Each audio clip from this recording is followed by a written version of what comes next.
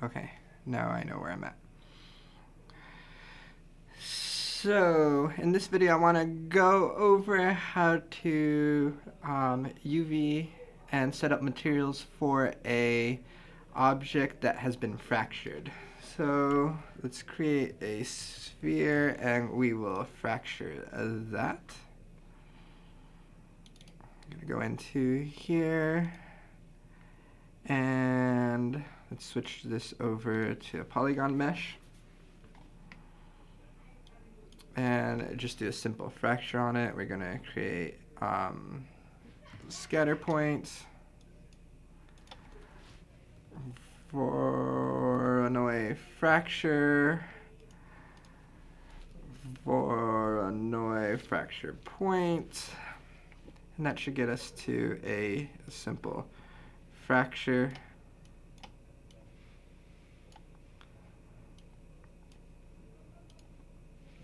There we go. So if we look at this, we have it all fractured. And if we do an exploded view, we should be able to see that we got chunks and stuff all up inside. So let's look at splitting this camera view into twos really quick. And on this one, I'll set up my perspective viewport, and on this one, we'll look at our UV viewport. So this object by default does not have any UVs assigned to it. That's why we don't see anything inside of this right here. So let's look at this stage really quick. So when we have this here, it's just a basic sphere. Let's go into the select tool here. And under select, we have some options here. I'm going to do a cut geometry for UV layout. And I'm just going to select the edge loop like that. You can see that it sets up two different colors.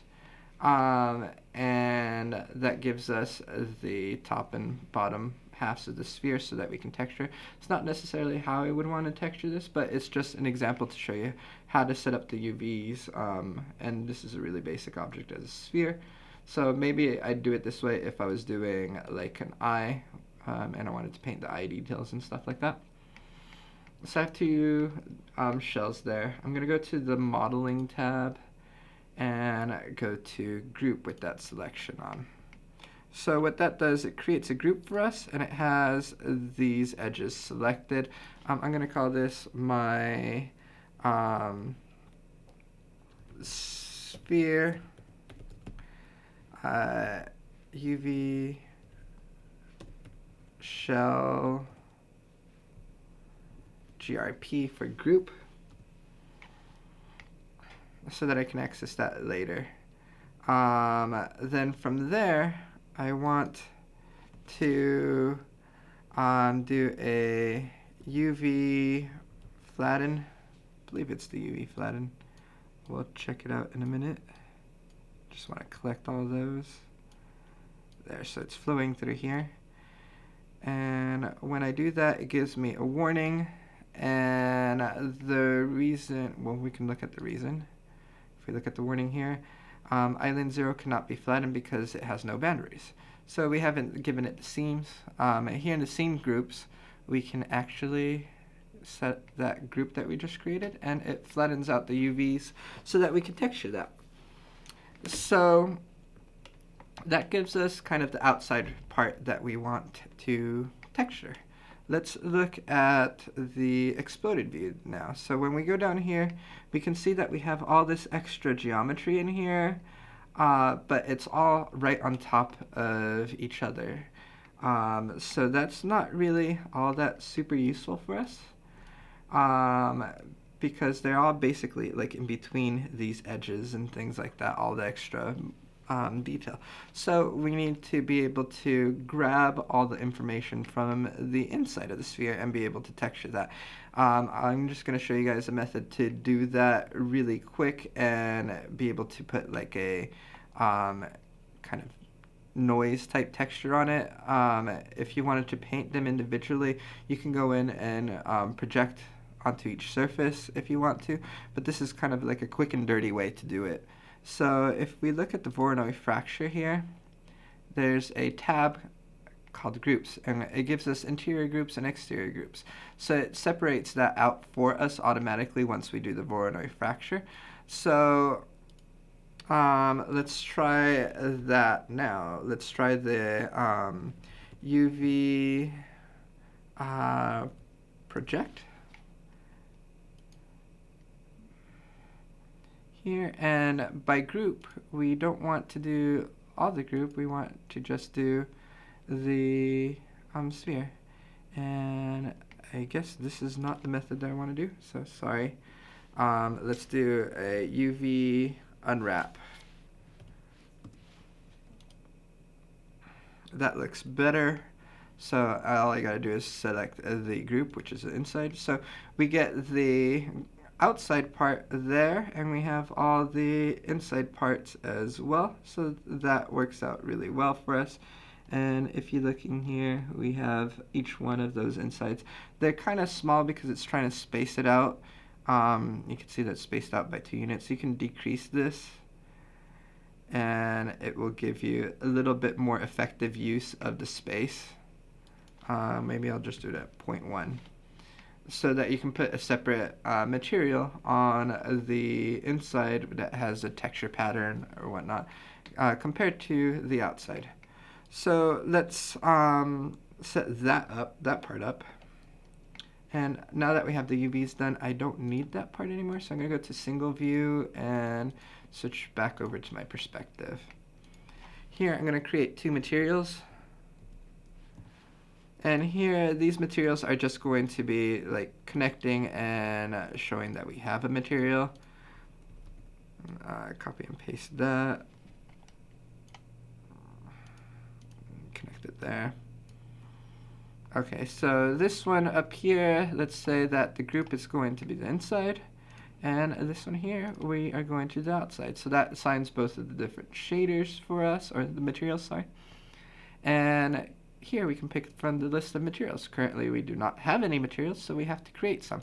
Let's go into the material palette here, and let's just drag in a principled shader. Here I'll call this side shader, and I'll drag another one, and this is going to be our outside shader. And on both of these, if we want to add textures, you just choose the texture channel that you want to apply it to and add it here. In this case, I'm just going to put base color so that you can see that it is working, and then you can apply whatever textures you guys want. So we're going to do a red here on the inside, and on the outside we'll do a blue. Great. Right now with the previews, it doesn't show us the whole preview. If you want to be able to preview what the shaders look like, just click the refresh button here. It'll take a few seconds, and eventually you'll see the sphere that looks like this, but on each one of these spheres, just like that. So if you wanted to change attributes and properties, you can do that, but you won't see it updated here until you refresh it. So I'm refreshing again, and then you can see that this one's highlight is a little bit different than the inside's highlights. So let's go back to our scene and look at our sphere.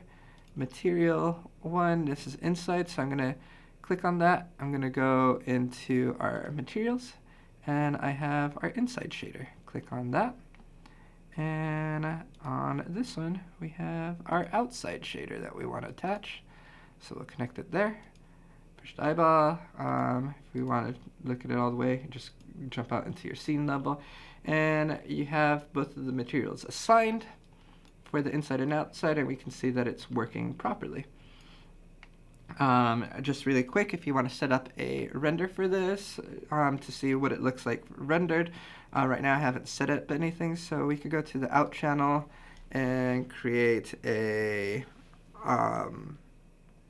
mantra node. And I don't have a camera, so let's go back to our scene really quick and create a camera. Actually, I can do it here. New camera. So I have that camera in the scene. It will use that. I don't have a light either, so I need a light for it to render properly. I'm just going to create an environment light. There we go. So I'm going to go back to our renderer, mantra, and let's just render this. Actually, let's make this a little bit smaller. So override screen resolution, and I'm just going to do it half resolution, or 1/3. That's fine, just so it renders a little bit faster. And this is just really quick. I'm not going over any of the renderers, but just to show that both of the materials are there and it's rendering with its individual properties and whatnot. There you go. So that's how you go in and UV and add a material to the inside and outside parts of a shattered object.